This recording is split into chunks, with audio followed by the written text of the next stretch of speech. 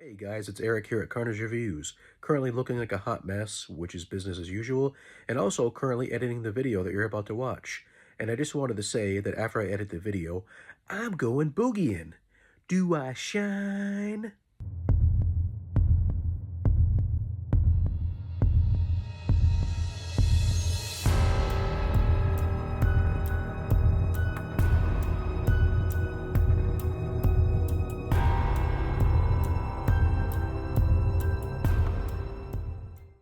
Hello everyone, welcome back to Carnage Reviews. My name is Eric, and I hope you're ready to take a shower twice, maybe even thrice, as we take a look at Italian exploitation film House on the Edge of the Park. Before we get down and dirty, just a quick reminder that if you have not done so already, please consider subscribing to the channel.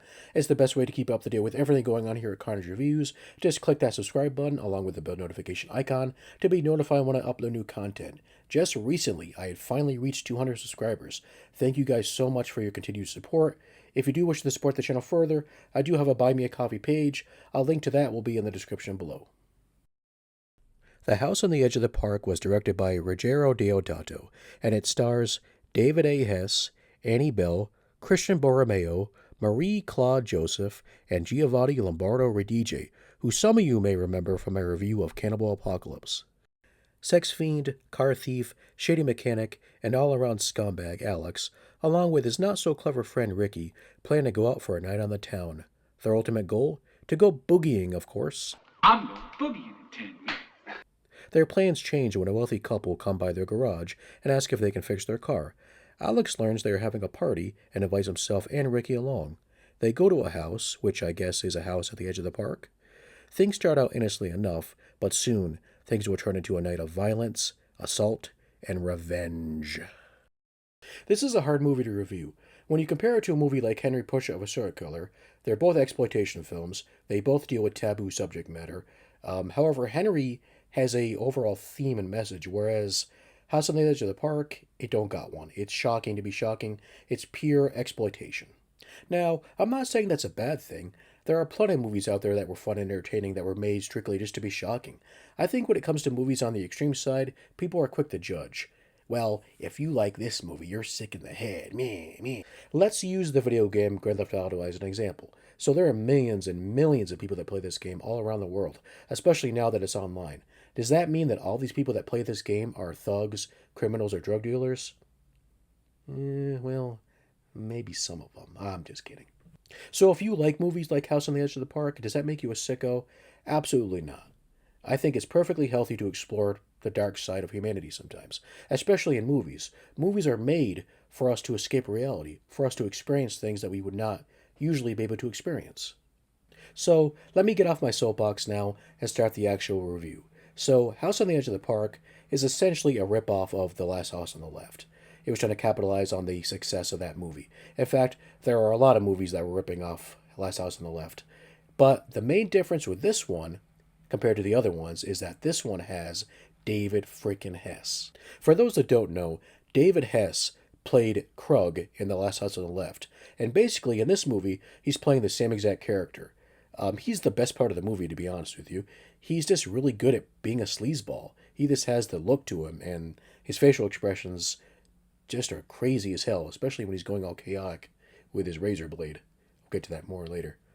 The character Ricky, played by Giovanni Lombardo Redige, also stands out in the movie. Like Hess's character Alex, he's a scumbag, but at the same time he's not as smart or as quick-witted as Alex is. In fact, you almost kind of feel sorry for the guy. I mean, how can you not feel sorry for the guy when he's got dance moves like this? I mean, he makes Elaine Bennis look like a good dancer. When I said this movie was sleazy, I was not lying. This movie is filled with nudity, sex, both consensual and non-consensual, and is just a very mean-spirited movie. In fact, I actually prefer this movie over The Last House on the Left.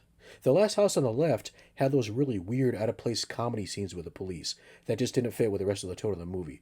With House on the Edge of the Park, it doesn't have that problem. It knows exactly what it is, and it doesn't apologize for it. By today's standards, this movie probably would seem a little tame, but don't get me wrong, there are some very uncomfortable moments in the movie. I would say for its time, it was definitely pushing the envelope. Unlike Cannibal Holocaust, which was also directed by Ruggero Deodato, this movie doesn't have any gore.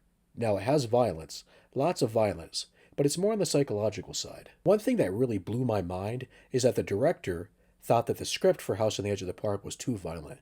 Can you imagine that? A guy who directed a movie that has a man get his winker cut off and a woman get assaulted with a stone, basically, thought that this movie was too much. There is one pretty disturbing scene where Alex attacks this woman with a razor blade. He cuts her all over her body, and the scene lasts for several moments. It's very unsettling and disturbing, even by today's standards. If you haven't seen this movie and are planning to see it, just to warn you, there's about to be a huge spoiler here. I'm going to put up a spoiler alert sign. So, at the beginning of the movie, we see Alex assault this woman. He runs her off the road and he assaults her in her car.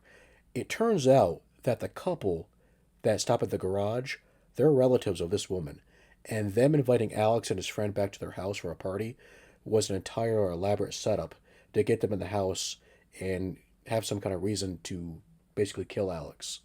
Look, I'm no expert on revenge, but bringing the creepy rapist back to your house to let him boink your wife and terrorize your friends, all for some convoluted plan to get revenge on him, seems to be a bit much. I mean, the garage was empty. Why not kill him right there? Just bring the gun with you and shoot him. Better yet, bring him in your car, shoot him, and then dump him in the river somewhere. But don't kill Ricky, though. Leave him unharmed. All he wants to do is boogie. Are we gonna boogie? I want to point out something as well. So, Alex gets shot in the nutsack, and he screams, which one would do. But what's strange is that the scream has this really weird reverb on it.